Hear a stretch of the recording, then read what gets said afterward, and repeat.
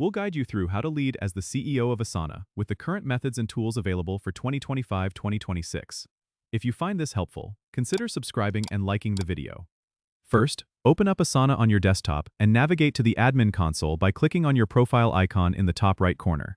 As the CEO, you'll want to ensure that your team is aligned with company goals, so head over to the Goals section. Here, you can set high-level objectives for your organization. Click on Create Goal and fill in the details, such as the name, description, and timeline. Once you've set your goals, it's important to regularly track progress. Go to the Reports section to generate real-time insights into how your team is performing against these goals. You can customize these reports to focus on specific metrics or teams. Next, make use of Asana's automation features to streamline workflows. In the Projects section, select a project and click on the Customize button.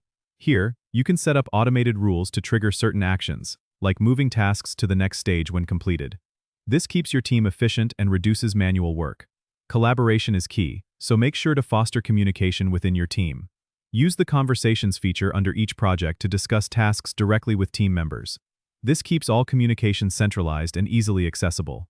To further enhance collaboration, integrate Asana with other tools your team uses, such as Slack or Google Workspace, for seamless task updates and notifications.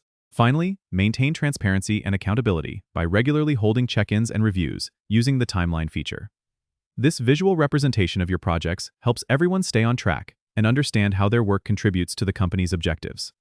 Don't forget to subscribe and comment if this helped you out.